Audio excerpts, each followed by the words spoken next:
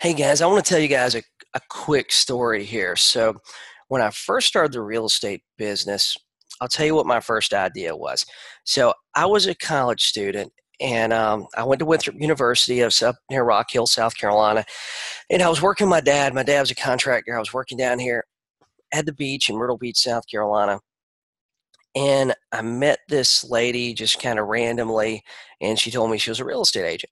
And she told me that what she done was she sat on site at an oceanfront resort and basically waited for clients to stop by. So basically, she hung out in an oceanfront resort all day and basically clients would just stop by and she'd show oceanfront condos, and she made anywhere from $6,000 to $8,000 per condo she sold.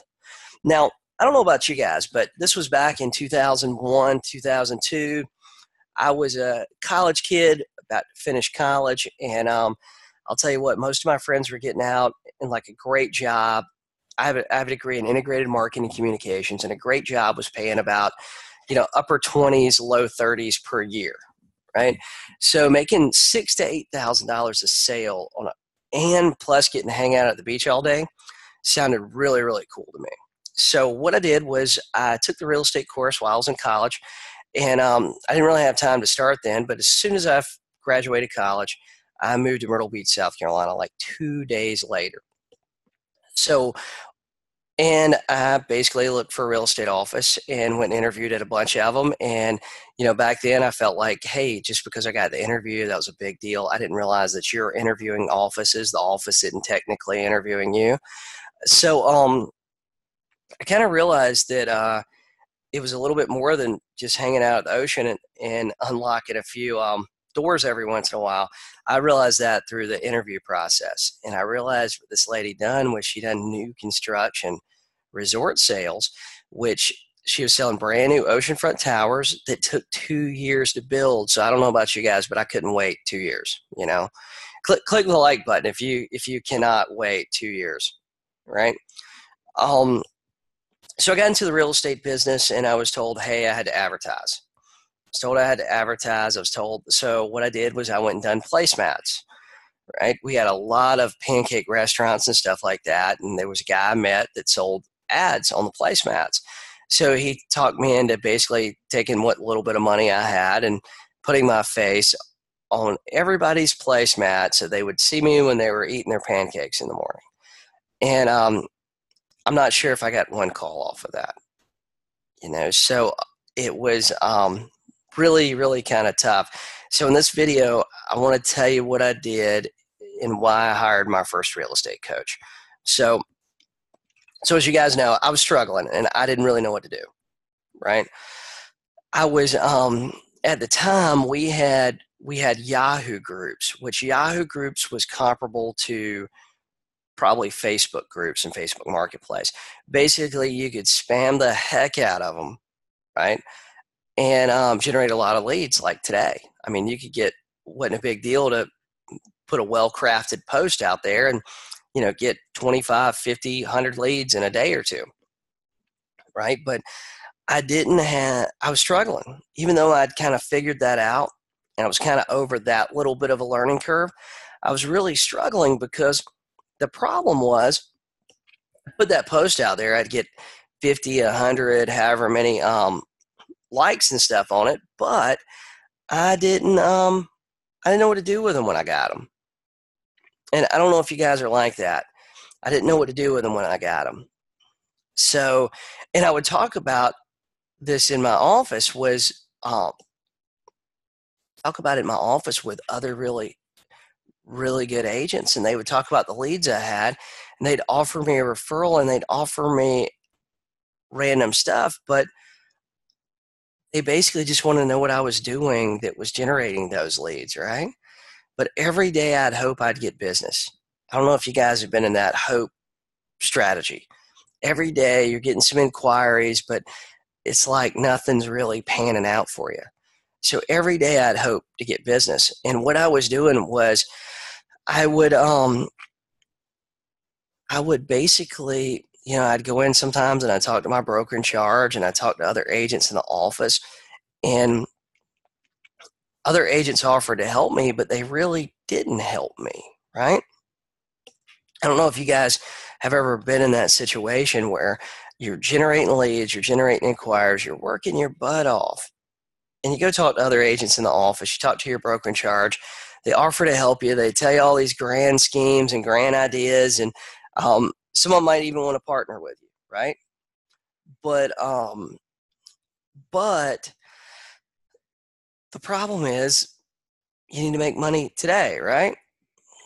And I mean, what I was doing was I was working really hard, but I was spinning my wheels. And I felt like I didn't, just something wasn't connecting for me, right? I seen some agents in my office that were doing really, really well and were not working as hard as me. And I'll tell you guys, at the time, what I was doing was I would get up like 6 o'clock in the morning and I would work on real estate stuff all day long. And at 4 o'clock in the afternoon, I had to be at the Carolina Opry. I worked at the Carolina Opry in Myrtle Beach, South Carolina. And what I would do was basically I'd work at the Carolina Opry. I'd go in at 4 and I'd work until after the theater closed. And it was a music theater where they had a music show. And basically I'd get home like 11, 12 o'clock at night. And by the time I got home, took a shower, ate dinner, all that stuff, got to bed, it'd be 1 or 2 o'clock in the morning, and I'd get up at 6 o'clock in the morning, and I'd do it all again. And like I said, I was working really, really hard, but I was spinning my wheels, right? I knew that there was a better way. I knew there was a better way. I knew there was an easier way, and I knew that I needed help. So what I ended up doing was I hired my first real estate coach. This is my second year in the business. I knew that if I didn't figure it out, I was going to have to quit, right?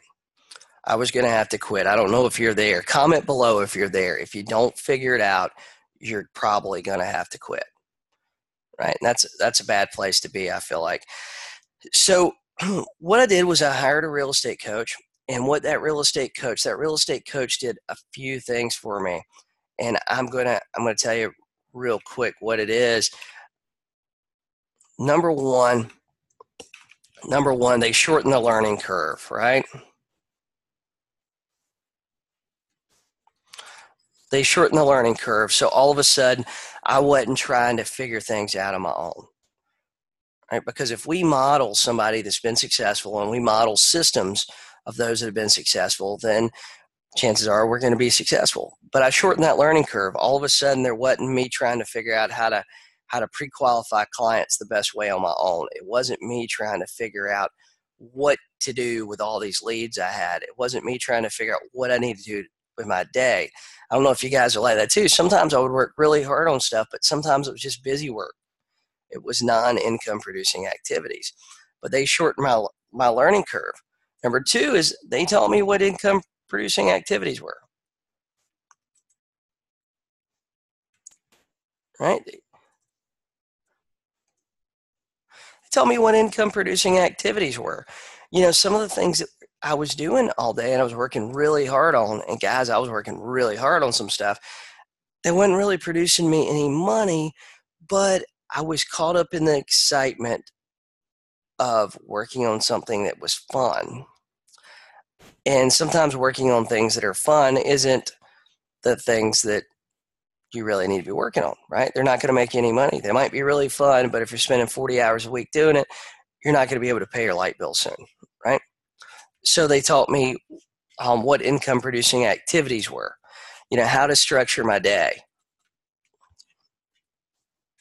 So they taught me how to structure my day, because what would happen too, I don't know if you guys are in this situation, but I would be in reaction mode from the time I got up in the morning till the time I went to bed.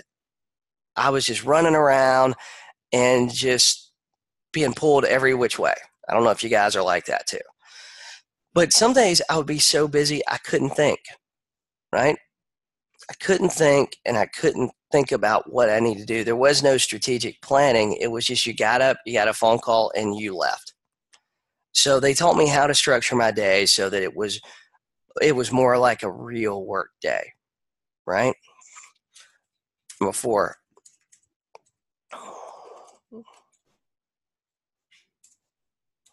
So the biggest thing I learned too was how to level out my income. So we've all seen this in the real estate business. We see these agents that, and we've all been there. If you've been in the real estate business for a while, especially if you're new, you work really, really hard for a couple of months. You're dragging buyers around. You're hoping for the best. And all of a sudden things work out and you have a fantastic month where you make $20,000, $30,000, $40,000, maybe more, right? But then the next 2 or 3 months, you make $0, right? You were so busy working so hard on those closings that you did not realize that when those closings ended, you were starting all over from zero. So what my coach taught me was how to level out my income. And I think this is really, really important for a lot of you guys out there. So number 4, how to leverage my business. So how to leverage my business. Now, a lot of us, we think that when we talk about leveraging our business, we're talking about building a big team. That is not what I'm talking about here. What I'm talking about here is building a listing heavy business, right? You can be, if you build a listing heavy business versus a buyer heavy business, the buyer heavy business, right? You're going to be at the whims of buyers all the time. If you build a listing heavy business, those listings can get shown while you're hanging out with your kids on the weekend, while you're at home, while you're on vacation, while you're out of town. I'll tell you what, we went on a cruise. I sold 3 properties while we were on a cruise. I made $18,000 and I wasn't even in the country and all I had access to was email, right? You cannot do that working with buyers. You can have 50 listings. All 50 listings can get shown today. If you get 50 approved buyers, there's no way you can show them all property probably this month, right? But I learned how to leverage my business.